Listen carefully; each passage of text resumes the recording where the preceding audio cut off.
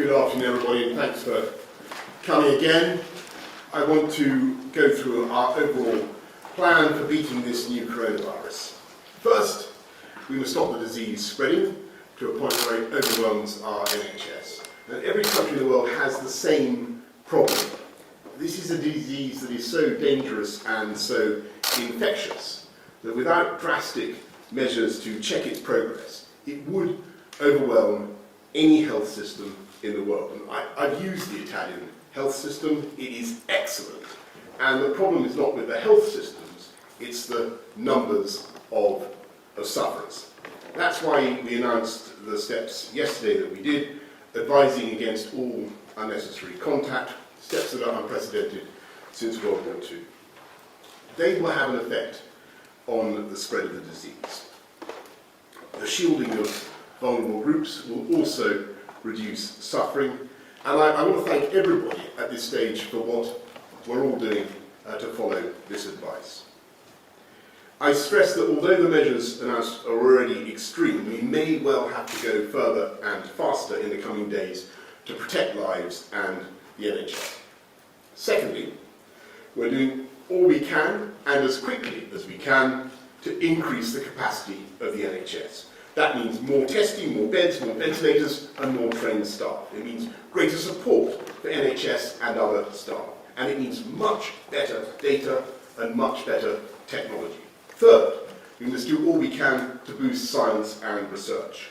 We must study this disease, test drugs that already exist and have been through medical trials to see what helps treat severe cases and search for a vaccine. Fourth, we must act like any wartime government and do whatever it takes to support our economy. And that's the main purpose of this press conference this afternoon. We must support millions of businesses and tens of millions of families and individuals through the coming months. And to do that, the government machine must and will respond with a profound sense of urgency. Thousands of brilliant officials are already working round the clock, but we must do more and faster. The Chancellor will be saying much more about this in a moment, with further announcements in the coming days. Fifth, we will need to strengthen other public services that will be under great pressure from the direct and indirect effects of the disease, such as the effects of staff shortages and from the economic pressures. All institutions will be under great pressure, and we will therefore invest hugely in the people that we all rely on. And again, I want to thank all our public servants for what they are already doing. Ultimately, to beat this crisis, we will need a combination of better science, technology, medicine, data, government, operations, economic support, learning from other countries, and social support. As time goes on, we will learn more and more about the disease and the effects of our actions. And while we need national unity, we also need international cooperation. And although we now need to impose physical distance between ourselves, we must at the same time have closer social support for each other. Yes, this enemy can be deadly, but it is also beatable. And we know how to beat it, and we know that if, as a country, we follow the scientific advice that is now being given, we know that we will beat it. And however tough the months ahead, we have the resolve and the resources to win the fight. And to repeat, this government will do whatever it takes.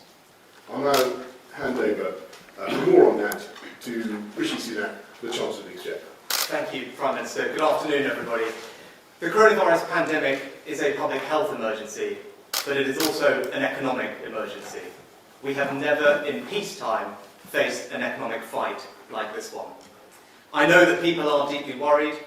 I know that people's anxiety about the disease itself is matched only by their anxiety about their livelihoods. Last week, I set out an initial economic response in the budget. I promise to do whatever it takes to support our economy through this crisis. And that if the situation changed, I would not hesitate to take further action. And that is what I want to begin doing today. This struggle will not be overcome by a single package of measures or isolated interventions. It will be won through a collective national effort. Every one of us doing all we can to protect family, neighbours, friends, jobs. This national effort will be underpinned by government interventions in the economy on a scale unimaginable only a few weeks ago. This is not a time for ideology and orthodoxy. This is a time to be bold, a time for courage.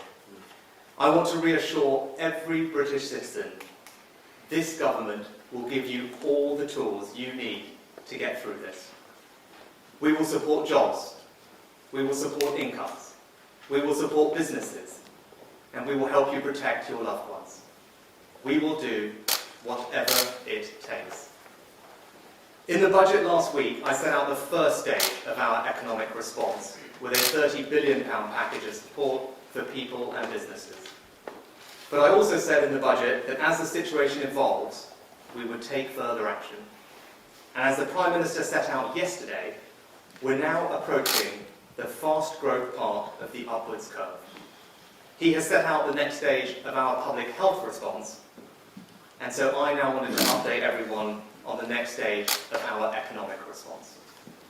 First, the government will stand behind businesses small and large. I can announce today an unprecedented package of government-backed and guaranteed loans to support business to get through this. Today I am making available an initial £330 billion of guarantees, equivalent to 15% of our GDP. That means any business who needs access to cash to pay their rent, their salaries, suppliers, or purchase stock will be able to access a government-backed loan or credit on attractive terms. And if demand is greater than the initial £330 billion I'm making available today, I will go further and provide as much capacity as required. I said whatever it takes, and I meant it. That support will be delivered through two main schemes. To support liquidity amongst larger firms, I have today agreed a new lending facility with the Governor of the Bank of England to provide low-cost, easily accessible commercial paper. To support lending to small and medium-sized businesses, I'm extending the new business interruption loan scheme I announced at budget last week, so that rather than loans of £1.2 million, it will now provide loans of up to £5 million with no interest due for the first 6 months. Both of these schemes will be up and running by the start of next week. And I'm also taking a new legal power in the COVID bill to offer whatever further financial support I decide is necessary. Some sectors are facing particularly acute challenges. In the coming days, my colleague, the Secretary of State for Transport and I, will discuss a potential support package specifically for airlines and airports.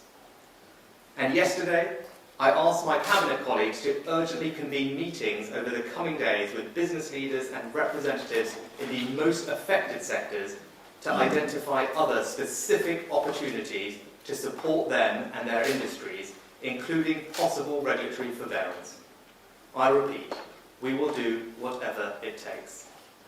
Second, as well as access to finance, businesses need support with their cash flow and fixed costs. Following the changed medical advice yesterday, there are concerns about the impact on pubs, clubs, theatres, and other hospitality, leisure, and retail venues. Let me confirm that for those businesses which do have a policy for insurance that covers pandemics, that the government's action is sufficient and will allow businesses to make an insurance claim against their policy. But many of those businesses don't have insurance, so we will need to do more. I announced last week that for businesses in the retail, hospitality and leisure sectors, with a rateable value of less than £51,000, they will pay no business rates this year. Today, I can go further and provide those businesses in those sectors with an additional cash grant of up to £25,000 per business to help bridge through this period. Additionally, I'm also extending today the business rates holiday to all businesses in those sectors, irrespective of their rateable value. That means every single shop, pub, theatre, music venue, restaurant, and any other business in the retail, hospitality or leisure sector will pay no business rates whatsoever for 12 months. And if they have a rateable value of less than £51,000, they can also now get a cash grant as well. I also announced last week that we would be providing £3,000 cash grants to the 700,000 of our smallest businesses.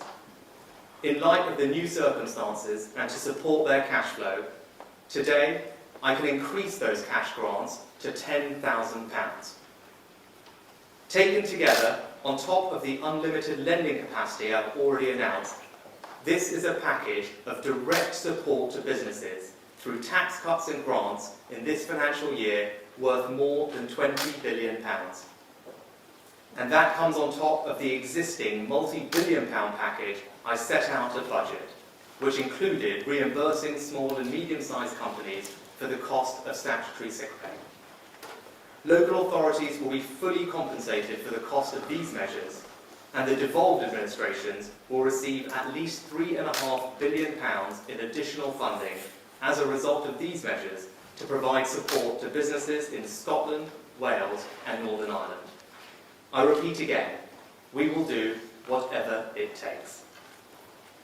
Third, I will strengthen our support for peoples and individuals. At budget last week, I committed £1 billion to support the financial security of vulnerable people through a £500 million boost to the welfare system and a £500 million hardship fund for local authorities.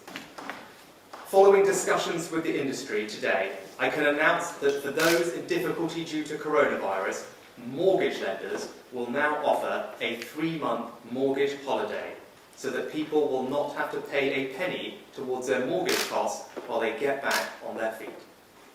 And in the coming days, I will go much further to support people's financial security.